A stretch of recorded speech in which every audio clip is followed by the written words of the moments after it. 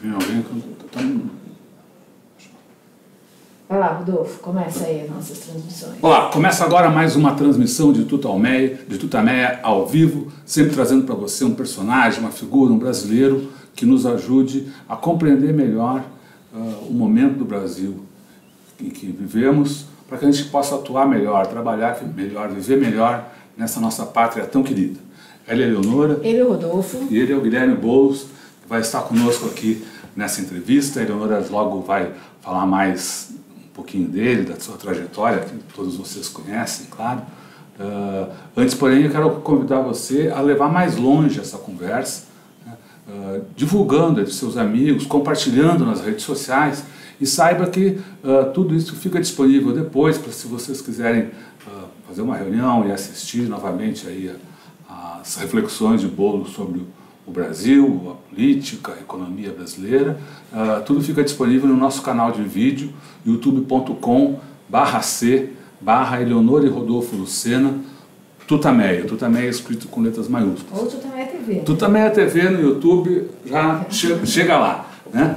E todo o trabalho fica ancorado no nosso site, tutameia.jor.br. Eleonora. Boulos, muito obrigada por você estar aqui hoje conosco. Estamos aqui no momento de resistência. Boulos é uma das lideranças do MTST e candidato do PSOL à presidência da República nas últimas eleições. Boulos, a gente já está com quase meio ano 5 meses, né, do governo Bolsonaro. A resistência, ao mesmo tempo o governo também está colocando, acho que numa prática pouco usual, né, o governo convocar manifestações. A gente lembrou muito do Collor, mas eu queria que você analisasse, assim, sua primeira palavra fosse sobre essas manifestações lá e cá. Como é que você vê? Há uma mudança na conjuntura? A depressão na esquerda está passando? Como é que é? Olha, primeiro, Eleonora, Rodolfo, obrigado pelo convite, para a gente poder conversar um pouco aqui no Tutameia. E parabéns por terem mantido, por estarem mantendo nesses tempos tão necessários uma trincheira de resistência na comunicação, nas redes sociais. Olha, eu acho que a mobilização pela educação no último dia 15 de maio, ela trouxe um fator novo para a conjuntura brasileira. Porque poderia parecer que o ano de 2019 fosse um ano já inteiramente marcado pelos retrocessos, porque tem uma agenda de retrocessos em curso. A gente não pode se iludir quando a gente vê aquele desgoverno do Bolsonaro, aquela coisa patética, aquele despreparo, com elementos de trapalhadas ridículas. A gente não pode achar que essa é a única definição do governo Bolsonaro, né? Ele é muito mais perigoso do que parece nessa face cômica do governo. Tem uma agenda de retrocessos profundos que está em curso, algumas sendo implementadas a partir da agenda para o Congresso Nacional, principalmente a reforma da Previdência, mas outras sendo feitas por decreto. Você pega a história do porte de armas, embora um decreto totalmente ilegal em relação ao Estatuto do Desarmamento, mas tem retrocessos em curso.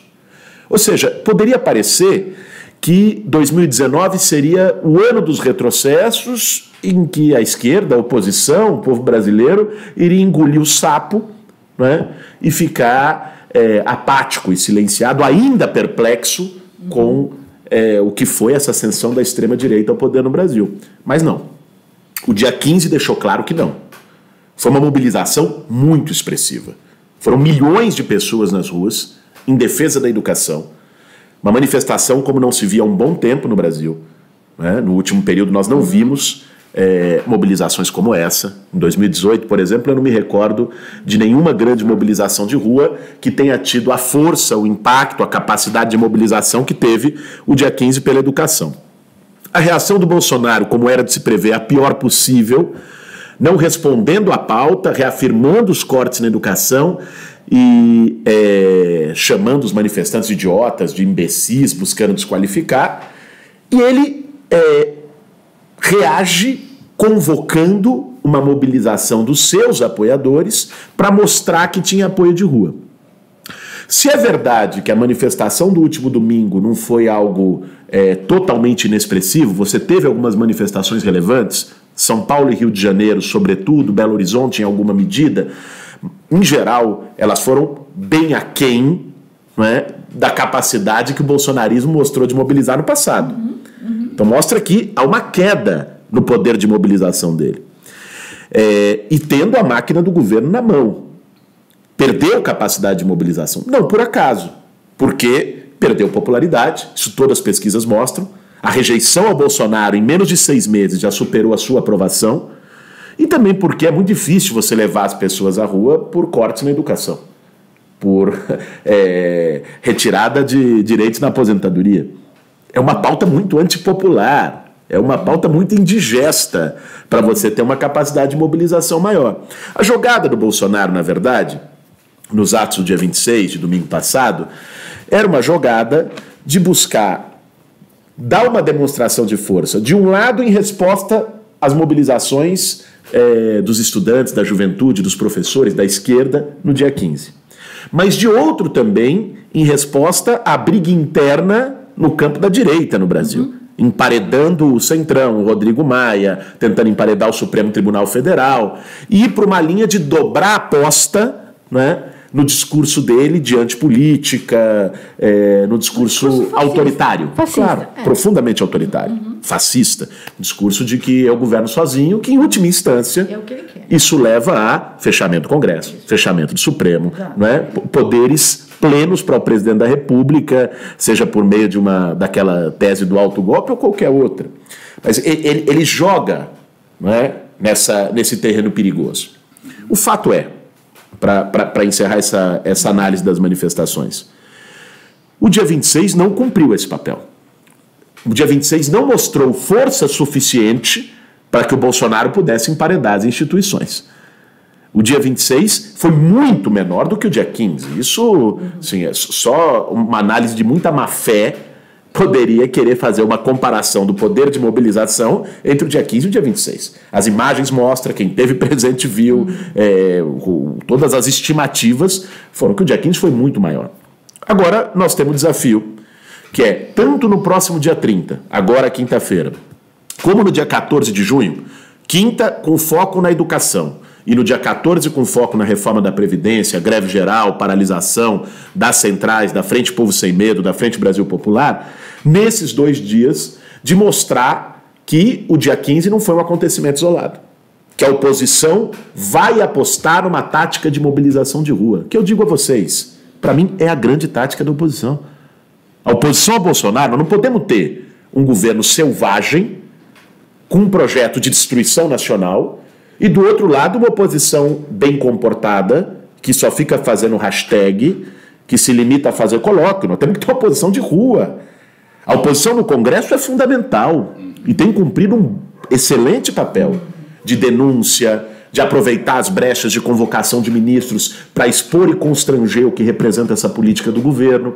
Agora, no Congresso nós somos minoria.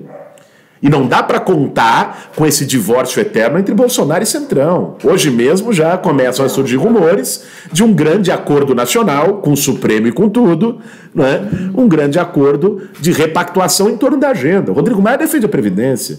O Toffoli já deu declarações e outros ministros supremos dizendo que defende a reforma da Previdência e que não vai aceitar a judicialização no Supremo. Né? Ou seja, em torno da agenda, eles concordam. Eles podem ter posições diferentes, e têm, em relação a como operar politicamente diante da crise do sistema político brasileiro. Né? O Bolsonaro tem um caminho, o Rodrigo Maia tem outro. Eles representam grupos e posições diferentes. Eles podem ter diferenças em relação aos arroubos, ao discurso mais alucinado que o governo do Bolsonaro tem frequentemente. Mas no grosso da agenda econômica, são iguais. Bom, desculpa, você falou que com essas manifestações, o Bolsonaro não conseguiu emparedar o Congresso, o Supremo, mas ao que parece foram suficientes para ele tentar puxar pelo menos os presidentes do Congresso e do Senado para colocá-los numa mesma linha, não? Olha, Rodolfo, eu não sei. Nós vamos ver como a gente interpreta essa reunião de hoje. Vamos ver quais vão ser os próximos acontecimentos. Mas eu tenho a impressão de que o Bolsonaro pudesse contar com mobilizações ainda maiores, talvez esperasse contar com mobilizações maiores. Porque vamos combinar, gente.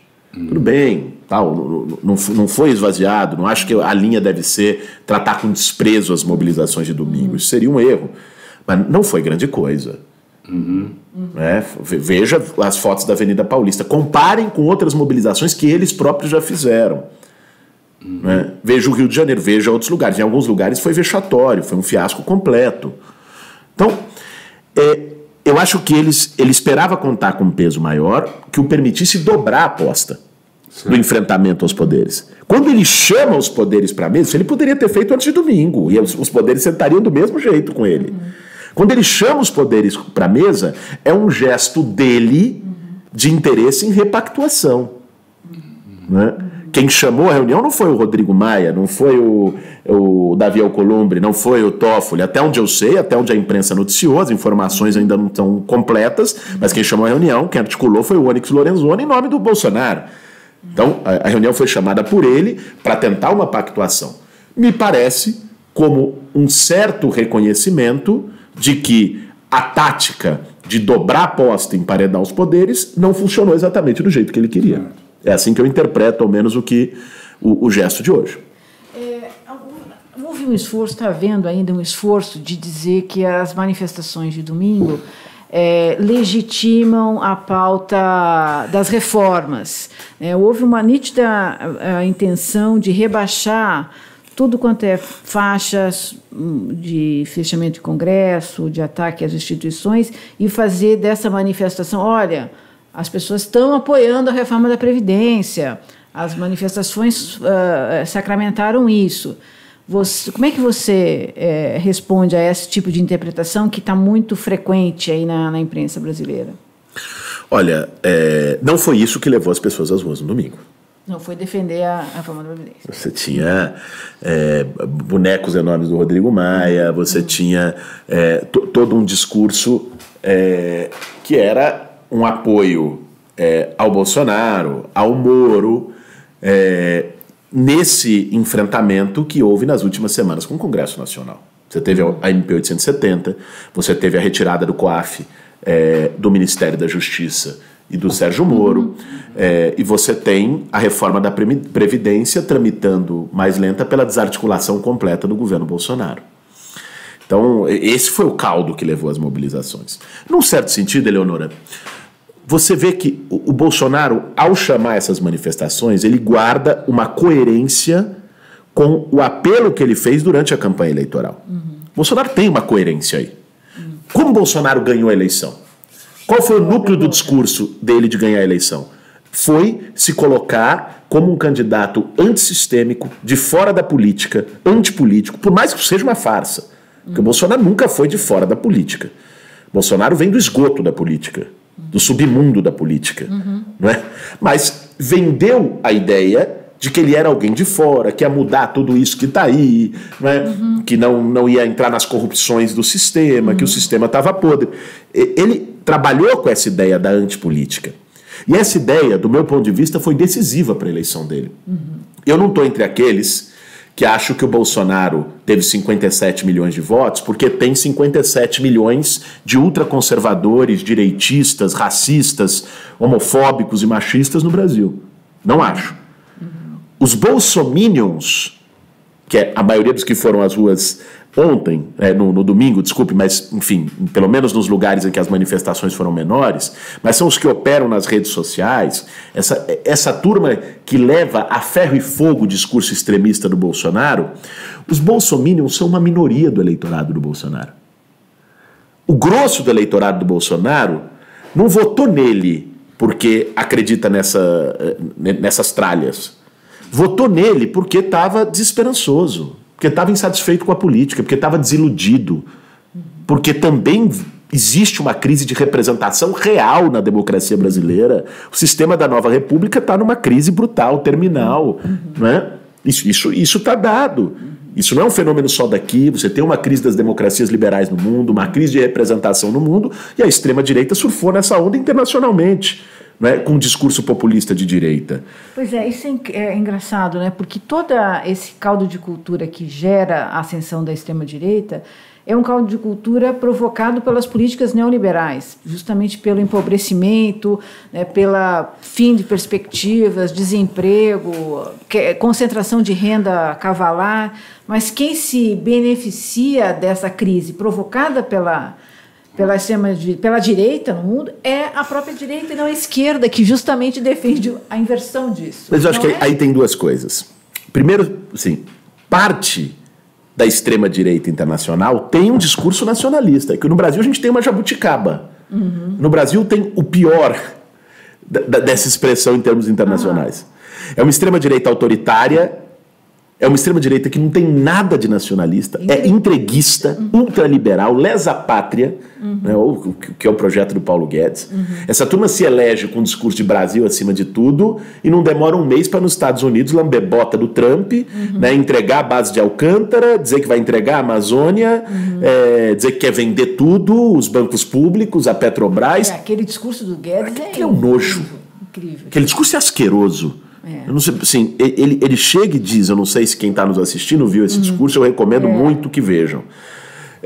O Guedes chega e diz o seguinte, não, eu quero vender tudo, né, da Petrobras ao Palácio Presidencial, quero vender o Banco do Brasil, por que não vender para o Bank of America? Isso para uma plateia de investidores norte-americanos, como nós fizemos com a Embraer, com a Boeing. E uma coisa curiosa é que os investidores riam. Sabe, vendo essa cena me fez lembrar, sabe, um animal domesticado no picadeiro de um circo que faz palhaçadas para agradar uma plateia que fica rindo. Era esse papel que esse governo está colocando no Brasil, que o Guedes se prestou ali. É um papel nojento, asqueroso, que diminui o nosso país, que nos envergonha. Mas, voltando ao tema, o Trump se elege com um discurso de política industrial. O Trump vai no meio oeste norte-americano com os desiludidos pelo desemprego, pelas carcaças de indústria que foram, os empregos que foram para a China, e diz, não, fora os chineses, fora os imigrantes que estão roubando nossos empregos, nós vamos trazer a indústria de volta. Então era uma ultradireita, mas que dialogava com o fracasso do neoliberalismo, propondo um nacionalismo relativamente protecionista, é a guerra comercial com a China. O Bolsonaro representa essa mesma ultradireita, o mesmo conservadorismo moral, só que na política econômica o liberalismo mais extremo, a radicalização da opção liberal. Esse é um aspecto. Agora, o segundo aspecto, eu acho que tem a ver também com a crise e o problema da esquerda, que nós não podemos deixar de discutir. A esquerda precisa ter humildade de reconhecer os seus erros, né? E eu acho que quando a esquerda opta, não só aqui no Brasil, mas em outras partes, por de algum modo, entrar no jogo, sabe? Não é entrar no jogo na disputa do poder. Eu não acho que a esquerda tem que ser contemplativa. A esquerda tem que disputar o poder, naturalmente. Tem que disputar o seu projeto de sociedade, torná-lo factível na sociedade. Agora, quando se faz isso com métodos muito parecidos, seja para chegar ao poder, seja na governabilidade, que são os métodos como o poder econômico sempre mandou no Brasil, depois é difícil a gente poder reclamar quando a juventude trata a esquerda como status quo, como mais do mesmo, e vai buscar o antissistema num capitão da reserva de extrema-direita com um vice-general. Sabe? Eu acho que tem uma coisa aí que é também o rebaixamento programático de setores da esquerda e a disposição de, ao chegar ao poder, a indisposição em fazer um enfrentamento necessário com a forma como se organiza o sistema político, né?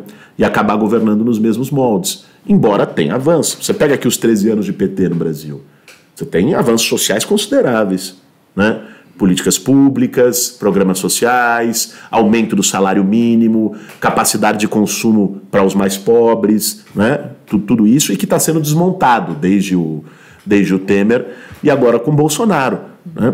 Agora, ao mesmo tempo, eu acho que tem alguns erros importantes. Talvez o primeiro deles foi não ter proposto, desde 2003, a realização de uma reforma política profunda que permitisse construir outro modelo de governabilidade no Brasil. Né? E aí paga-se o preço desses erros. Paga-se o preço dessas opções.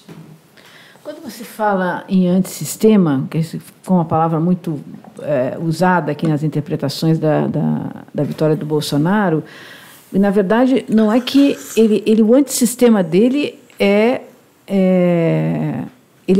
o antissistema dele é fascista, né?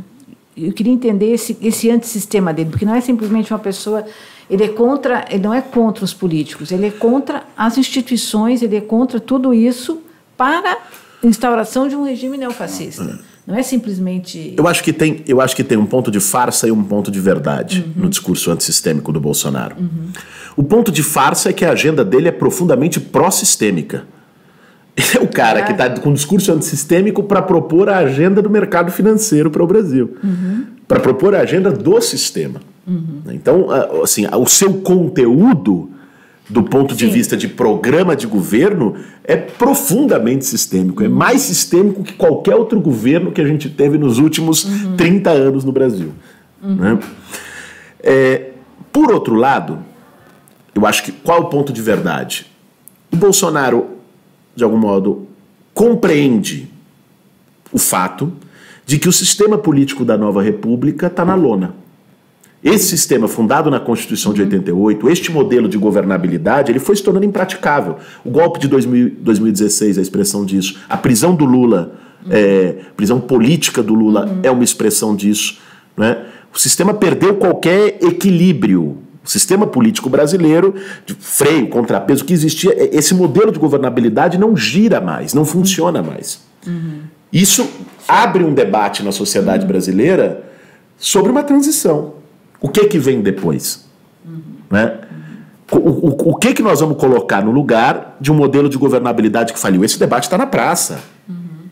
Qual é a alternativa que o Bolsonaro coloca? Ele reconhece que faliu, só que ele propõe uma regressão democrática.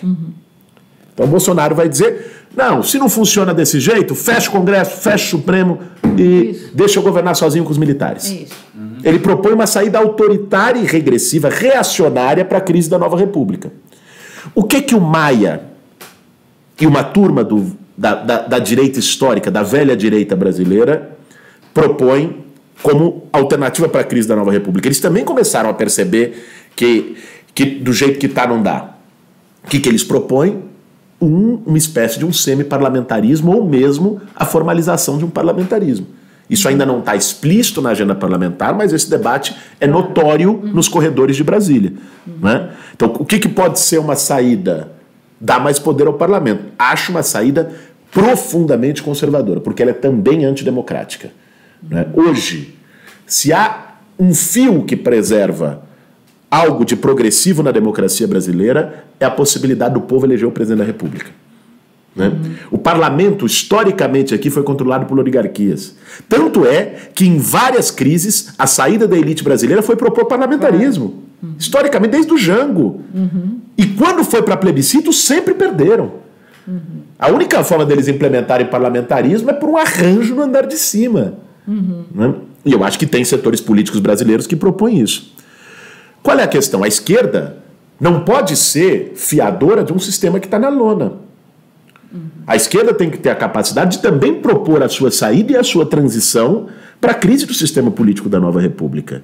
Porque é isso, inclusive, que pode capacitar a esquerda a dialogar com o sentimento de insatisfação e de antipolítica da sociedade brasileira. Né? Senão a gente fica só resmungando. Olha, um cara que é sistêmico roubou o discurso antissistêmico. Tudo bem, mas e nós? Onde é que a gente estava nessa história toda? Então, isso obviamente não é abrir mão dos valores da Constituição de 88. A Constituição de 88 ela é contraditória. Né? Ela tem valores progressivos que estão sendo desmontados pela selvageria do mercado, pela destruição do Estado Social, pela destruição de políticas públicas, pela destruição de direitos universais, quando se ataca a educação, quando se ataca o SUS, por exemplo. Né? Mas o sistema político, o arranjo político de equilíbrio de poderes da nova república faliu. Nós temos que compreender isso e propor.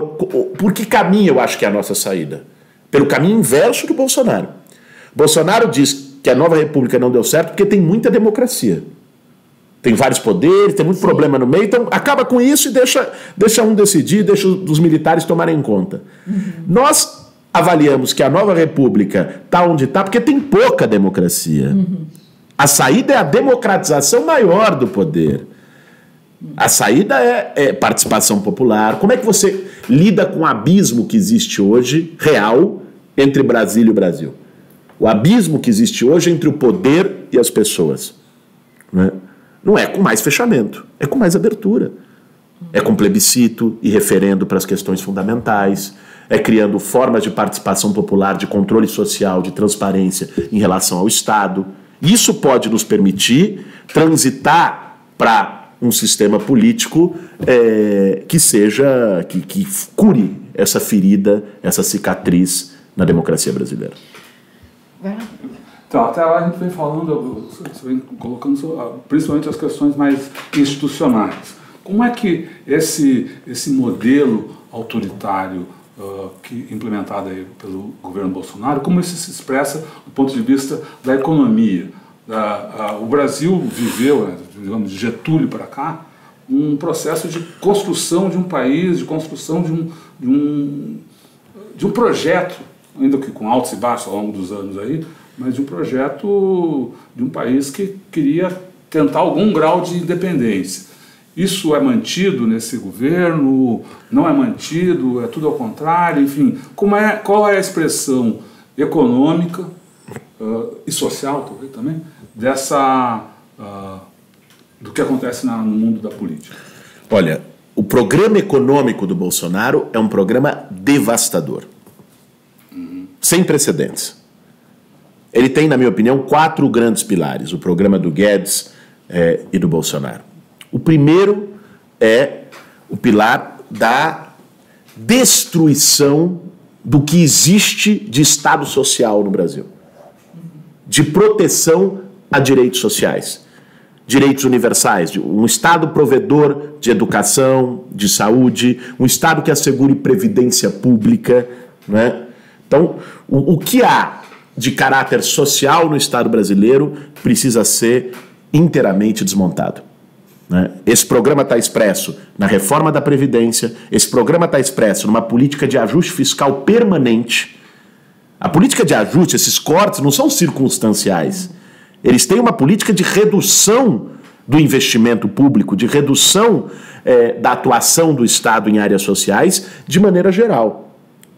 Destruição de programas sociais, anunciaram agora do Minha Casa Minha Vida nesses mesmos moldes. Então, vejam, um primeiro pilar dessa política é esvaziamento do caráter social do Estado. E a reforma da Previdência é o carro-chefe dessa linha. Um segundo pilar é esvaziar os instrumentos do Estado para regulação econômica e intervenção na economia. Então, autonomia do Banco Central, privatização dos bancos públicos e proposta de privatização de empresas estratégicas como a Petrobras. O que é o papel dos bancos públicos no Brasil? Ele é potencialmente, nesse governo não é usado, mas é potencialmente um papel regulador. Qual é a capacidade que o Estado tem para reduzir juro? Não estou falando simplesmente baixar a taxa Selic pelo Conselho de Política Monetária do Banco Central, né? De reduzir o juro do rotativo do cartão de crédito, que é o maior do mundo. Como o Estado pode fazer isso? Através dos bancos públicos. Se a Caixa e o Banco do Brasil reduzem os juros de mercado, isso cria efeito cascata por uma razão de livre concorrência. Os outros bancos são obrigados a vir juntos. Lamentavelmente, isso não é utilizado, mas esse é um instrumento que o Estado tem, né? Porra, a Petrobras é uma das maiores empresas do mundo. A capacidade de investimento, o papel estratégico que ela assegura de soberania nacional, o que ela assegura em momentos de variação do preço do petróleo para o Brasil, de possibilidade de sustentar o seu mercado interno, começando com desde a extração até o refino e depois chegando na bomba, né? E isso está sendo desmontado. Ontem nós tivemos uma notícia boa que o Supremo Tribunal Federal atendeu a uma ação de proibição de venda das refinarias da Petrobras. Mas o projeto é ir embora tudo, banco público, Petrobras e autonomia do Banco Central. Ou seja, entregar a política monetária do Estado brasileiro inteiramente ao setor financeiro. Um terceiro pilar dessa política é a subordinação completa em termos internacionais aos Estados Unidos. Né? Então, o Brasil tinha, num momento como esse, Estados Unidos em guerra comercial com a China. Você pega o cenário econômico internacional, nada promissor. Não há nenhum sinal de que a economia internacional vai ter um empuxo de crescimento nesse próximo período. Né? O Brasil teve ciclos de crescimento no último período muito ligados ao preço das commodities. Esse preço das commodities esteve ligado ao crescimento chinês. Né? A China reduz o seu índice de crescimento e intensifica o perfil do seu crescimento. Hoje o crescimento chinês é um crescimento em uma medida importante, não mais baseado em produtos primários, né? na aquisição de commodities para exportar quinquilharia. A China está entrando pesado no mercado de tecnologia. A China está liderando o processo do 5G, da internet das coisas, de inteligência artificial. Né? Então, o crescimento chinês adquire um perfil mais intensivo que diminui a demanda da China em relação aos produtos brasileiros. Ela vai buscar também isso na Ásia através da Rota da Seda, dos investimentos em infraestrutura e tudo mais. Então vejam, o cenário que se coloca para o Brasil precisaria ser aumentar a integração, dar um up no Mercosul e aumentar a integração latino-americana. Nesse momento pouco acolhedor do cenário internacional, construir algo por aqui regionalmente. O que eles estão fazendo? O contrário. Eles estão destroçando BRICS, destroçando Mercosul, não é?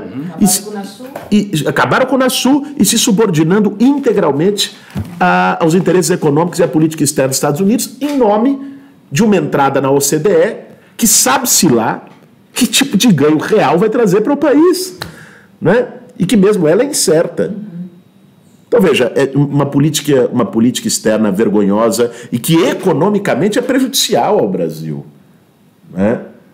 Economicamente é profundamente prejudicial ao nosso país. Então o projeto do Paulo Guedes, né, é um projeto de destruição do Estado brasileiro. Em 4 pilares.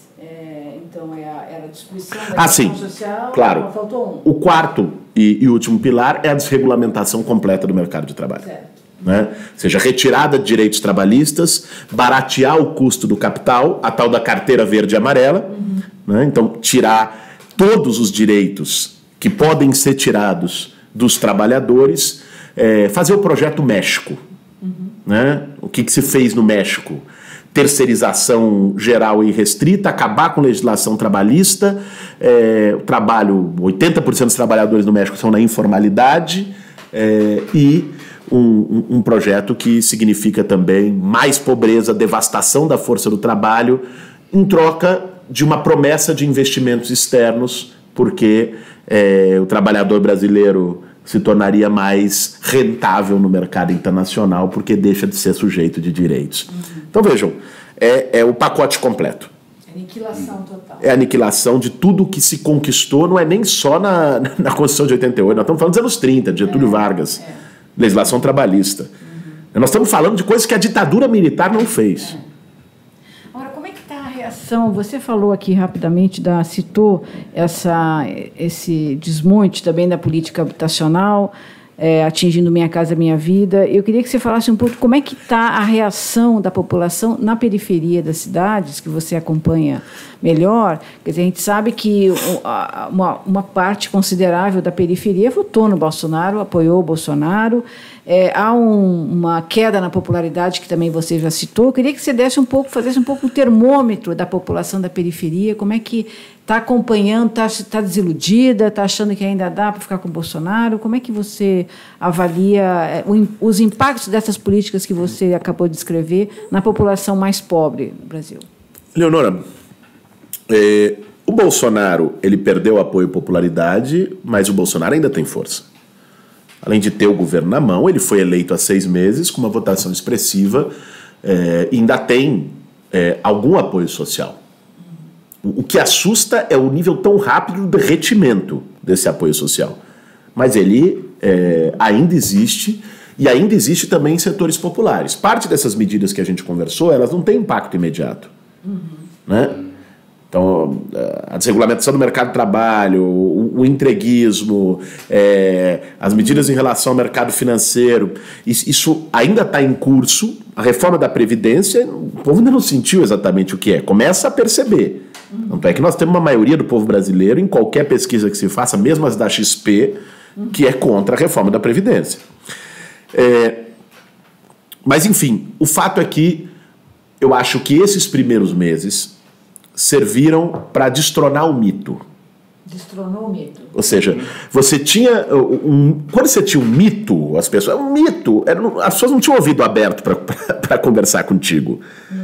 As pessoas iam naquela onda. Essa onda acabou. Então, as pessoas, no mínimo, elas podem ainda, uma parte delas, fala, tudo bem, votei no Bolsonaro, é isso mesmo. Mas as pessoas, no mínimo, estão mais dispostas a escutar.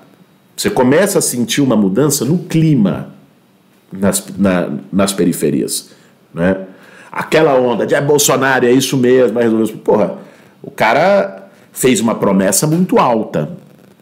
E essa promessa está se mostrando uma farsa, em todos os sentidos. No aspecto econômico, eles venderam uma ideia de que... Por que o Brasil estava no buraco? Porque o PT roubou o país, tinha corrupção, e aí pegaram o seu dinheiro, e por isso não tem dinheiro para geração de emprego, ou para educação, ou para o que seja. Que é uma equação mentirosa. Né? Agora, o problema é o seguinte, passou 4 meses e o cara não conseguiu apresentar uma política de geração de emprego no país. Isso não está na agenda dele. Não está no discurso dele. Quanto mais na prática. Pelo contrário, é uma política recessiva. Aí ele dizia que era o cara que ia mudar tudo isso que está aí, que ia acabar com a corrupção. Porra, em 3 meses aparece escândalo de laranja, o filho dele com 60 e tantos imóveis, né, o Queiroz, o envolvimento dele com a milícia. As pessoas veem isso. Né? Ele falou que ia resolver o problema da segurança pública. Essa história das armas já começa a gerar uma desconfiança nas pessoas, porque é muito fácil você fazer populismo em cima do medo. É muito fácil você pegar para alguém que não se sente seguro, e com muita razão, com o nível de homicídio no Brasil, com os índices elevados de criminalidade no Brasil, alguém que está numa periferia, que não se sinta seguro, e dizer, eu vou te dar uma arma, vou resolver teu problema.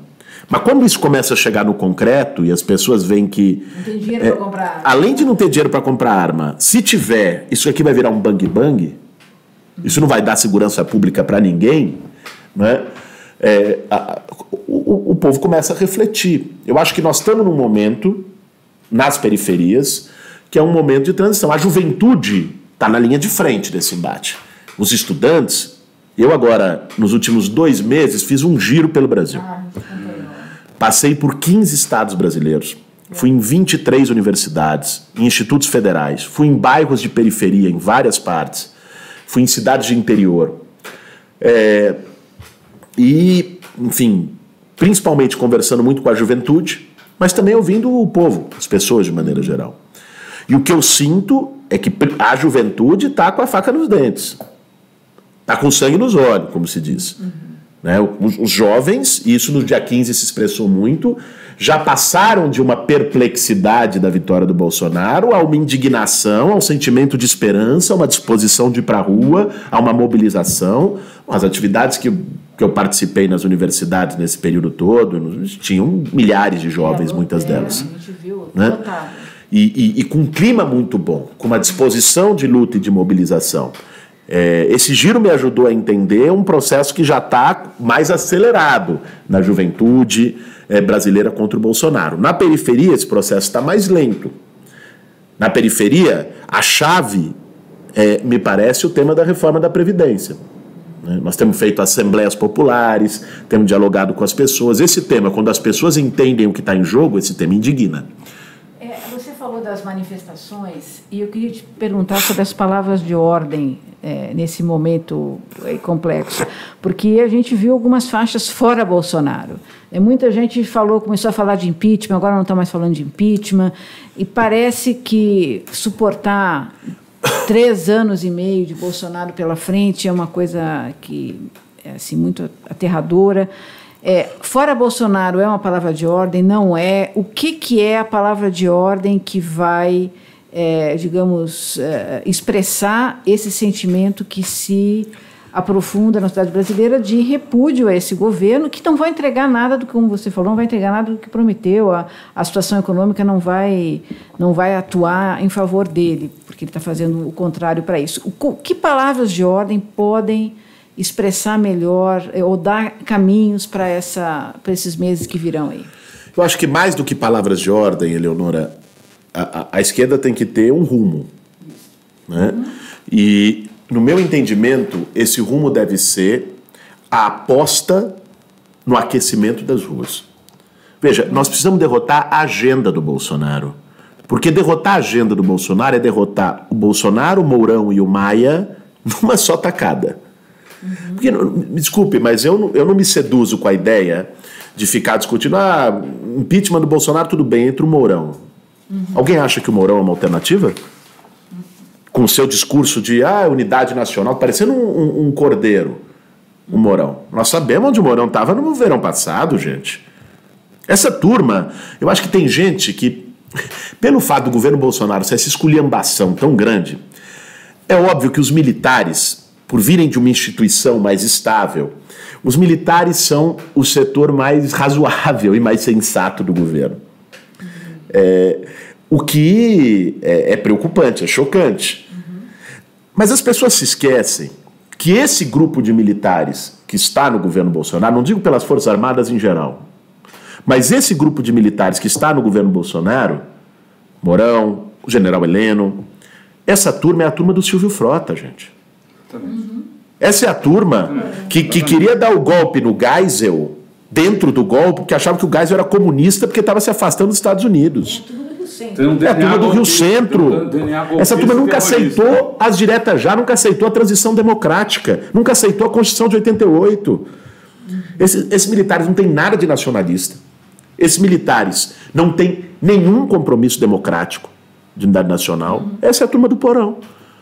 É para eles que nós queremos entregar o Brasil? Eu não quero. Para mim isso não é um caminho. Ou é para o semi-parlamentarismo do Rodrigo Maia? Para mim também não é o caminho.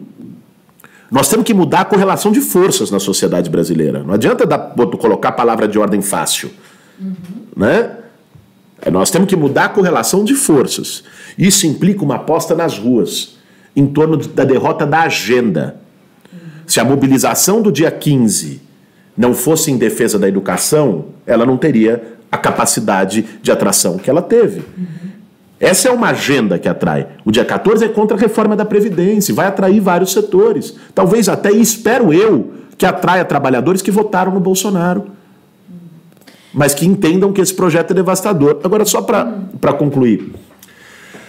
É evidente que nós temos uma aposta, vamos aquecendo as ruas, vamos fazer o enfrentamento. Vamos enfrentar essa agenda. Mas nós não podemos nos furtar também de pensar a perspectiva política no médio prazo. O que eu acho que possa ser uma exigência da esquerda brasileira? E deva ser. Nós estamos falando muito pouco disso. Nós precisamos exigir que o TSE investigue as denúncias de fraude eleitoral, de abuso do poder econômico e de fake news durante a campanha eleitoral. Que levaria até a anulação dessa... Levaria a cassação da chapa, no limite. Se houver a condenação e a conclusão com provas de que houve abuso do poder econômico, houve crime eleitoral, a chapa é cassada e chama-se novas eleições em 90 dias. Isso é o que diz a Constituição. Quer dizer, o TSE precisa ser cobrado a fazer isso, está na gaveta. E nós tivemos indícios muito fortes. Teve uma matéria da Folha de São Paulo, na ocasião, da Patrícia Campos Melo, que, aliás, pagou o preço por ter feito uma matéria digna, não é? Foi perseguida pelos bolsominions, atacada de toda sorte, mas que mostrou, ali naquela matéria, naquela denúncia, tem 3 crimes eleitorais passíveis de cassação de chapa. Primeiro, uso de dinheiro de empresas. É proibido o financiamento empresarial de campanha no Brasil.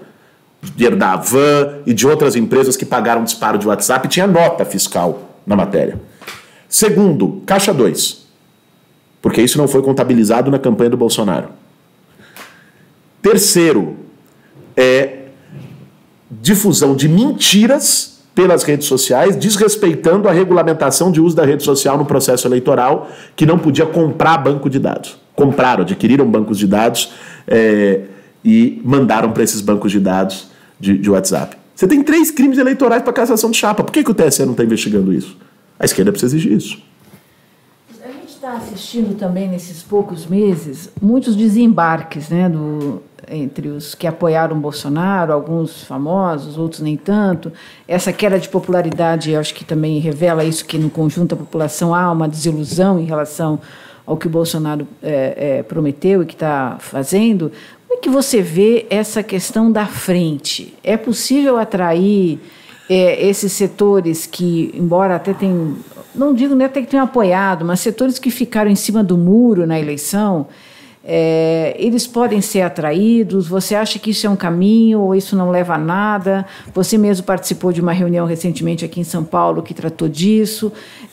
O presidente Lula, eu hoje tem uma notinha falando que ele acha que tem que fazer uma frente anti-Bolsonaro para as eleições já de 2020. Como é que você vê a possibilidade de frente que não se formou na eleição, no segundo turno, infelizmente? E como é que você vê isso? Isso é uma saída ou, enfim, é para cumprir tabela essa articulação?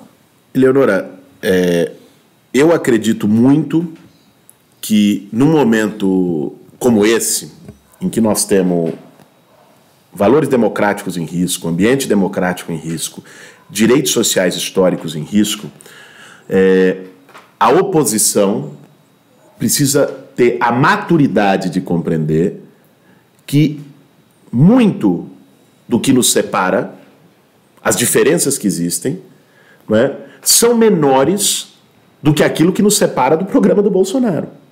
Aquilo que nos une é maior do que aquilo que nos separa. E isso deve se dar num esforço de construção de frentes unitárias. Eu tenho trabalhado muito por isso junto com várias outras lideranças. Nós tivemos uma mesa em Brasília, eu, Fernando Haddad, Flávio Dino, Sônia Guajajara e Ricardo Coutinho, uns 2 meses atrás. Tiramos um manifesto em comum em torno de direitos, democracia e soberania nacional. Temos buscado atuar juntos, escrevemos alguns artigos em conjuntos em relação a esses temas. Teve essa reunião da semana passada com setores mais amplos, com uma pauta mais democrática.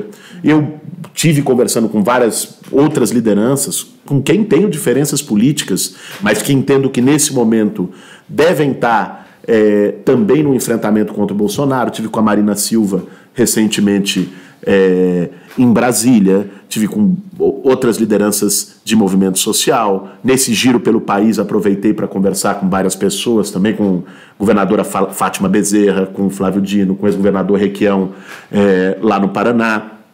E eu acredito que nós devemos fazer e dobrar a aposta na perspectiva de construir frentes unitárias para enfrentar o Bolsonaro. Não é uma única frente. Esse é um debate. Porque senão a gente constrói uma expectativa que ela é irreal. Às vezes a gente tem aquela ideia, uma frente ampla. Só que essa frente, você tem frentes diferentes. Tem uma frente, vamos pensar assim, a mais ampla possível, uma frente democrática contra o que o Bolsonaro representa. Eu acho que deve-se fazer um esforço nisso. Nisso cabe todo mundo que esteja preocupado com os retrocessos democráticos e com as saídas autoritárias que o Bolsonaro impõe para o país. Talvez tenha gente nessa frente que defenda a reforma da Previdência. Tenha liberais nessa frente. Mas, se eles estão na pauta democrática, cabem ali. Agora, nós temos que ter uma outra frente contra a reforma da Previdência, em defesa dos direitos, né? Contra a entrega da base de Alcântara, contra a entrega da Amazônia, em defesa dos povos indígenas, né? Contra a criminalização dos movimentos sociais, em defesa da liberdade do Lula.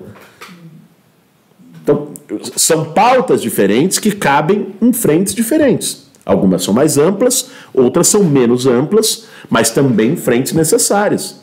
Por exemplo, para a mobilização do dia 14, para a greve geral contra a reforma da Previdência, se construiu uma articulação muito importante entre todas as centrais sindicais, a Frente Povo Sem Medo e a Frente Brasil Popular. Importante. Esse é um espaço. Né? E os partidos políticos convocando, os partidos de esquerda. Né?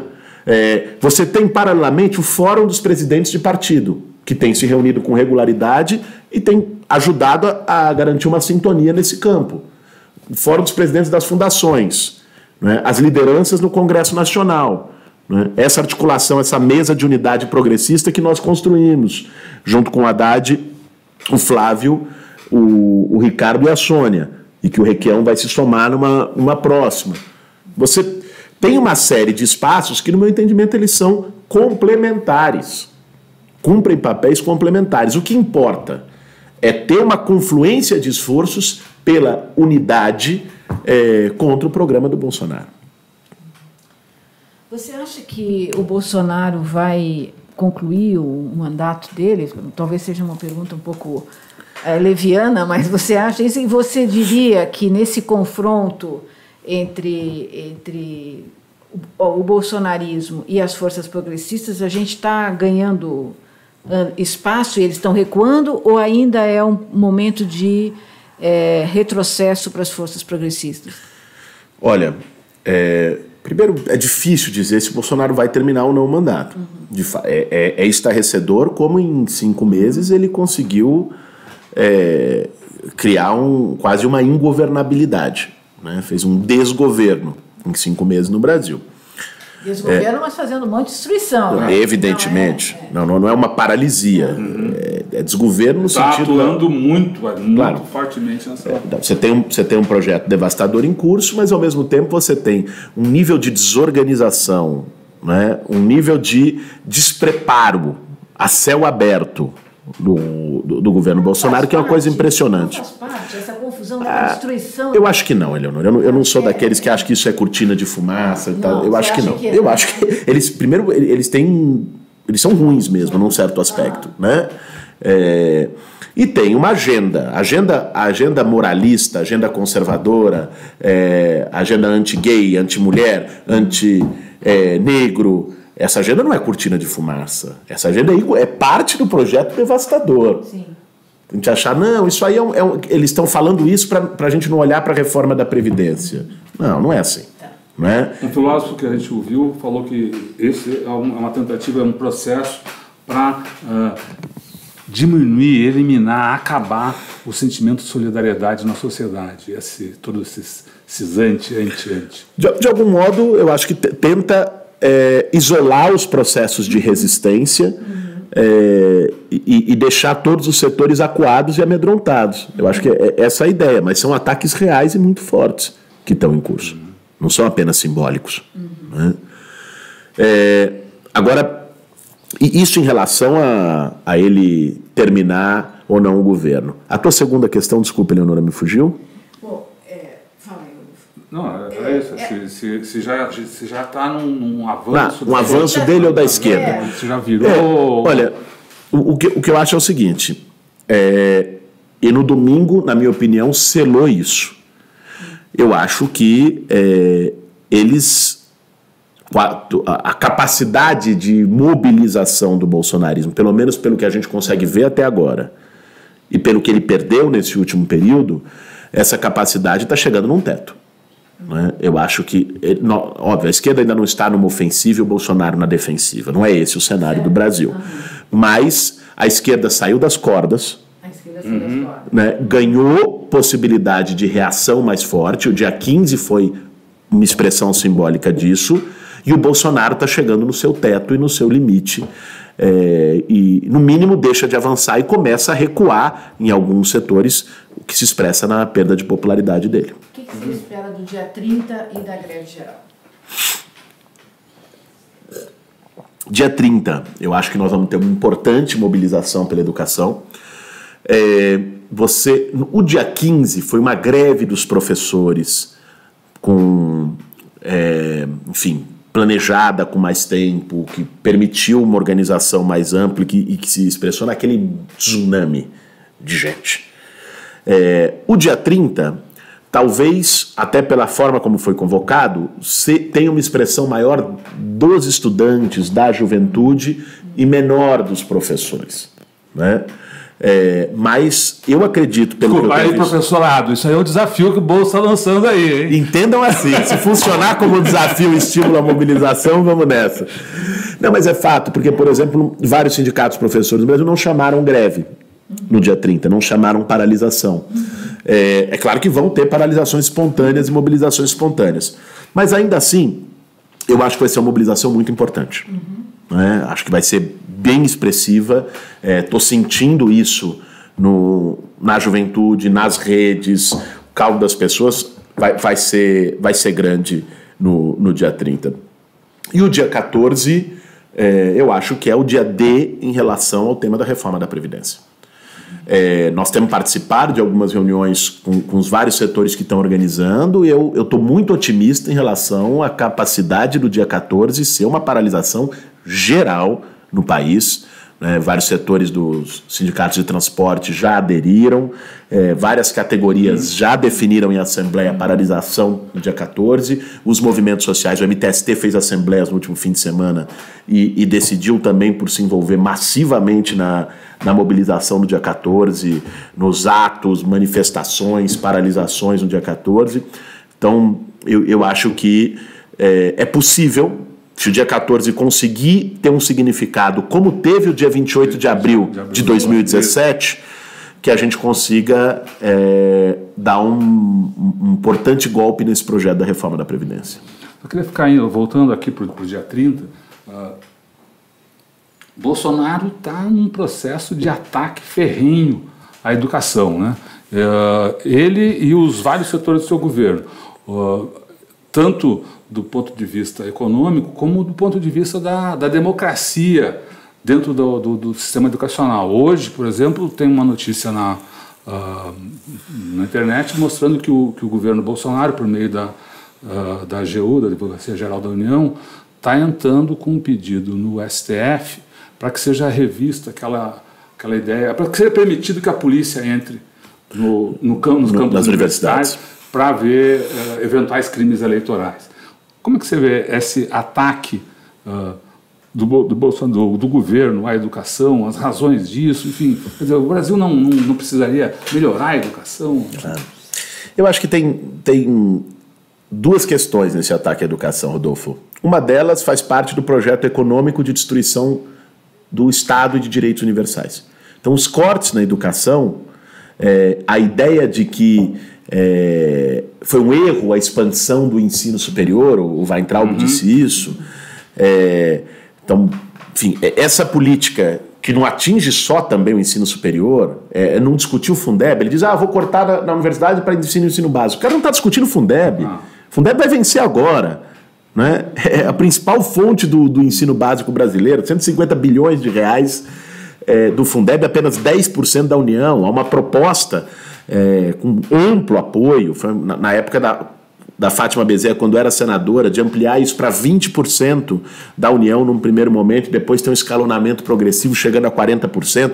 Os caras não discutem isso, porque a ideia é a destruição de qualquer serviço público como direito universal, e a educação entra aí.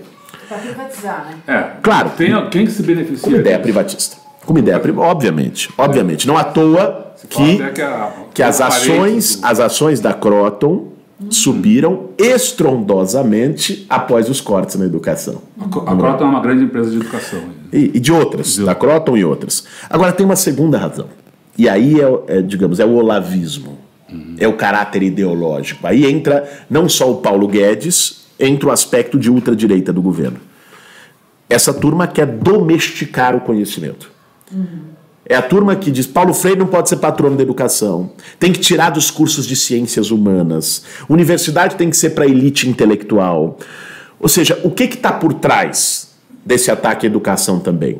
É uma ofensiva ideológica de que educação é para ensinar a ler, escrever e contar. Bolsonaro disse isso, né? Com essas palavras, ler, escrever e contar. Ou seja, não tem que ter pensamento crítico, não tem que ter formação para a cidadania, para a vida, tem que formar uma engrenagenzinha para funcionar bem no mercado de trabalho, e olhe lá. Né? Então, essa disputa pelo sentido da educação é também o pano de fundo do ataque que está sendo feito hoje. E é por isso que que as manifestações ganharam tanta força, porque não foi simples corte orçamentário, corte tiveram em todas as áreas. Exatamente. Né? Elas ganharam força também porque tem um ataque histórico e conceitual ao que significa educação, ao que a gente quer com a educação e não só no ensino superior. Né? Um governo que persegue professores. É uma vergonha você ver na rede social do Bolsonaro, ele como presidente da República, postando vídeo de filmagem de sala de aula, expondo, constrangendo o trabalho dos professores. Então... Não é uma luta sindical para usar isso. Não, É uma luta justamente. Muito maior. O que está em jogo é o sentido da educação no Brasil. Bom, não é à toa que uma das vítimas na campanha eleitoral foi o reitor da universidade. Claro, canciller. Santa Catarina. Bom, queria agradecer a participação de todo mundo aí, tá uma assembleia aqui, o pessoal comentando, então compartilhe, compartilhe, se inscreva no nosso canal no YouTube, liga lá a sinetinha e eu vou passar a levantar algumas das questões aqui. A gente está já na corrida, mas pontos rápidos. O pessoal gostou do que você levantou aí sobre que em algum momento o TSE tem que examinar aí a questão da eleitoral.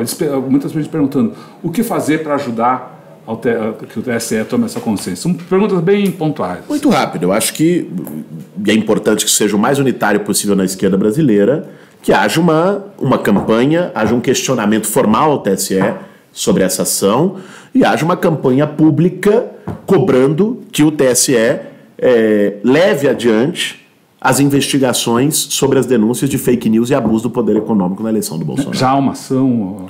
Há uma ação. A ação foi feita no processo eleitoral pelo PT, né? Foi no segundo turno. A coligação em torno do Fernando Haddad no segundo turno entrou com essa ação. Houve audiência, tem mais de uma ação, na verdade. Tem mais de uma ação em curso no TSE. Uma é pelo abuso de poder econômico, tem outros temas que foram colocados. Uma é por aquela contra a Record e a Bandeirantes que deram espaço preferencial ao Bolsonaro e é obrigado a ter isonomia. Tem várias ações em curso e é importante que o TSE leve elas adiante. Outra questão, vários aqui que criticam dizem que o povo evangélico está com o Bolsonaro. É verdade isso? Os religiosos estão com o governo? Parece que vários setores de várias igrejas, várias denominações já começam a diminuir isso. A própria CNBB lançou um manifesto muito crítico aí ao governo. No caso das igrejas evangélicas, você tem várias lideranças de grandes igrejas evangélicas abertamente com Bolsonaro. E a bancada fundamentalista no Congresso tem estado alinhada ao Bolsonaro. Agora, eu não acho que isso autoriza as pessoas a dizerem que os evangélicos do Brasil estão com Bolsonaro. Nós temos dezenas de milhões de evangélicos e você não pode julgar essas pessoas pela régua do Silas Malafaia. Nós temos uma diversidade no povo evangélico, como tem uma diversidade no povo católico. Às vezes o campo progressista e uma esquerda intelectualizada tem um preconceito para tratar com os evangélicos que nós precisamos superar isso aí, certo? De achar que os evangélicos... Olha, eu venho de um movimento social que tem base nas periferias desse país, que tem 70%, 80% da sua base social de evangélicos, que lutam por moradia, que ocupam terra, que fazem manifestação, que defendem a educação, que são contra Bolsonaro. Então, nós temos que tomar mais cuidado com as generalizações.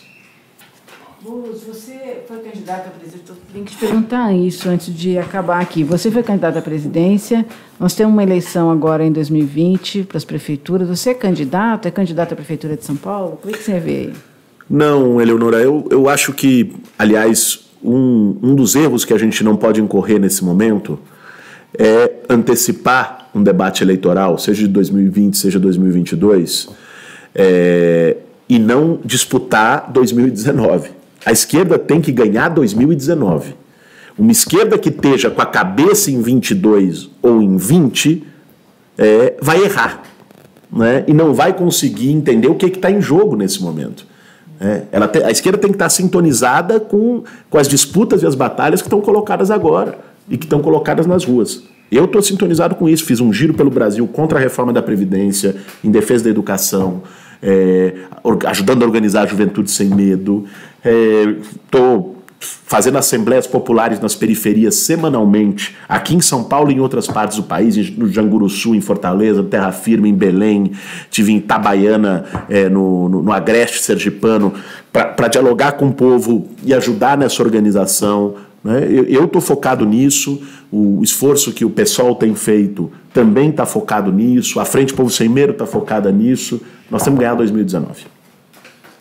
Muito bem. Então a gente agradece aqui a sua presença, acho que tem tanto aqui na internet, foi um debate muito intenso aqui entre os nossos comentaristas. Esse debate segue, essa entrevista fica disponível no nosso canal de vídeo, no youtube.com/C Eleonora e Rodolfo Lucena, Tutameia escrito com letras maiúsculas, e no nosso site tutameia.jor.br.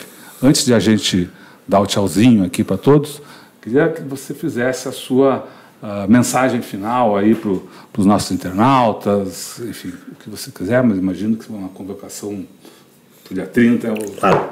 Olha, primeiro agradecer, Rodolfo e Eleonora, novamente parabenizar vocês, né? Eu acompanho algumas das entrevistas que vocês fazem aqui no Tutameia. Eu acho que nós precisamos de debate qualificado, de debate mais aprofundado, de debate com tempo, e isso na era do WhatsApp é difícil de se ter. Qualquer vídeo de mais de 30 segundos se torna proibido. E eu acho que não, acho que é importante a gente ter, como a gente teve aqui, 1 hora para falar sobre o Brasil, para tentar aprofundar alguns temas, ter espaços, preservar espaços como esse é muito importante. Eu sei do sacrifício que é manter isso sem qualquer tipo de apoio, e quero parabenizar vocês por isso. Eu acho que nós estamos num momento, ao mesmo tempo, duro, difícil da nossa história, mas também um momento desafiador. Né? O que está em jogo é muita coisa. Nós temos uma responsabilidade muito grande de impedir retrocessos maiores, e eu acredito que isso vai se dar com unidade, eu acredito que isso vai se dar também com uma esquerda que, tendo capacidade de reconhecer os seus erros, tendo humildade, pense uma alternativa em um outro projeto de país, que é mais do que olhar no espelho retrovisor. Vai se dar com a grandeza da gente incorporar pautas unitárias importantes, né? A pauta, por exemplo, pela liberdade do Lula, no meu entendimento, é uma pauta muito importante nessa conjuntura. A prisão do Lula é uma prisão política e simboliza algo muito expressivo hoje, de um ataque à democracia. E acho que as próximas batalhas, e aqui falando de batalhas de rua, vão ser muito importantes. Né? Então, dia 30, eu acho que nós temos dever de ir às ruas, né, nesse país inteiro, para defender a educação nesse sentido amplo que a gente conversou aqui. Não é apenas 30% do orçamento contingenciado. É defender o futuro. Porque é isso que está em jogo. É o futuro das próximas gerações, né, que está em questão com essa política devastadora do Bolsonaro. E dia 14 é dia de parar o Brasil contra essa reforma da Previdência. Nós vamos estar lá e esperamos contar com vocês, sabemos que contamos, mas com cada um e cada uma que está nos assistindo, da importância de, nesse momento, fazer das ruas também um palco importante da política. Muito bem, muito obrigado, Eleonora. Legal, obrigada, Boulos. Obrigado, Eleonora. Estamos nos falando aí. Tchau, pessoal. Valeu, gente. Obrigado.